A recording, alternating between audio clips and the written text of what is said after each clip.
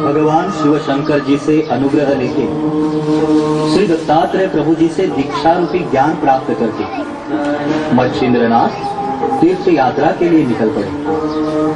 मथुरा काशी करते हुए बंगाल प्रांत के चंद्रगिरी नामक गांव में आ पहुंचे।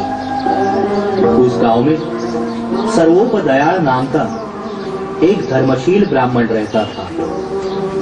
उसकी पत्नी सरस्वती अत्यंत सद्गुणी और धर्मशील थी, किंतु संतान के बिना दोनों ही पति पत्नी का मन अति दुखित रहता था। अचानक एक दिन मच्छिंद्रनाथ भिक्षा मांगने उनके द्वार जाके खड़े हुए। अलाख निरंजन, अलाख निरंजन, माई भिक्षा दो। ओम भवती भिक्षां दे। माई, तू इतनी दुखी क्यों है? तुम्हें किस बात का दुख है, मुझे बताओ। महाराज, मुझे पुत्र संतान नहीं। पुत्र प्राप्ति के लिए मैंने सभी उपाय किए, लेकिन मैं अभी तक निपुत्रिक हूँ। सरस्वती के कहने पर मच्छिंद्रनाथ का मन दया से भर आया। उन्होंने सूर्य मंत्र का जाप करके दिव्य भस्म सरस्वती को अर्पण किया।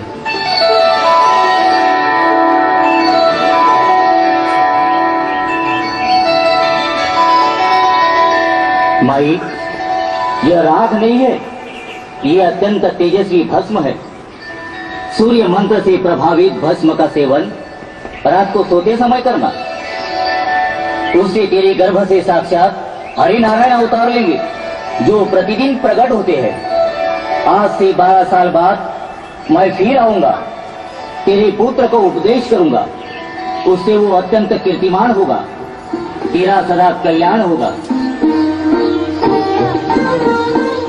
पुत्र प्राप्ति के लिए मिले भस्म प्रसाद से आनंदित सरस्वती ये शुभ समाचार बताने अपनी सहेली के घर गई। सहेली ने उसका मजाक उड़ाते हुए कहा, पागल है क्या? ऐसी मिट्टी खाके किसको पुत्र प्राप्ति हुई है? ऐसे बोंदू महाराज इस दुनिया में बहुत है। अपने जैसे लोग उनके पीछे नहीं भागते। मेरा कहना मान सरस्वती, इस मिट्टी को फेंक दे। आया ना के विपदा में पड़ी सरस्वती का मन विचलित हो उठा। संभ्रमित सरस्वती ने उस प्रभावी भस्म को गोबर से लथपथ कोने में फेंक दिया। काल चक्र घूमता रहा। 12 साल पूरे हुए और सरस्वती के द्वार पर फिर से आवाज गूंज उठी।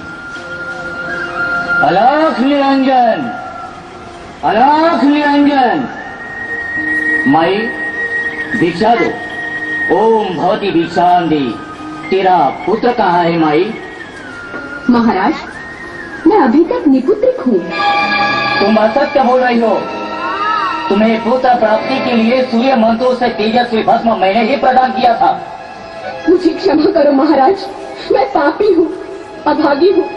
मुझे अभय दे दो महाराज। आपने दिया हुआ पवित्र भस्म सहेली के बातों में आकर मैंने उस गोबर के कोने में फेंका। मुझे क्षमा करो महाराज, मुझे क्षमा करो। मूर्ख, तेरे भाग्य में अपत्य हीनता ही थी। मैंने तुझे भस्म दिया, लेकिन उस पवित्र भस्म को तूने गोबर में फेंका। अब देख, तेरी आंखों से देख उस पवित्र भस्म की शक्ति का प्रताप। और मच्छिंद्रनाथ की नजर कोने में उभरे हुए गोबर के ढेर पर पहुंची और उन्होंने कहा, हे प्रतापवंता, हरि नारायणा, सूर्य सुता, अगर इस गोबर में तुम हो तो चलो बाहर निकलो। तेरा जन्म यही हुआ है, 12 साल तक तुम यही रहे हो, इसलिए मैंने तुम्हारा नाम गोरक्ष रखा है। गोरक्षनाथ, तुम बिना विलंब तुरंत बाहर आ जाओ, मुझे आवाज दो। अलाख निरंजन। गोरखनाथ, गुरुदेव की आज्ञा का पालन करो, बाहर आओ। जो आज्ञा गुरुदेव।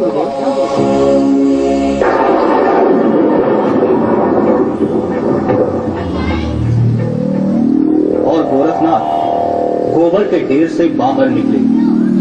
उस तेज पुंज पुत्र के आते ही सूरज की चमकीली किरणों का साक्षात्कार हुआ।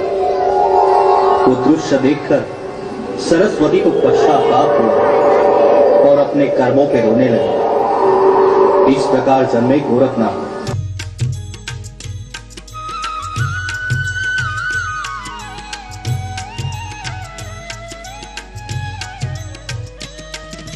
गजानन श्री गणराया आधी बंधू तुझ मोरया।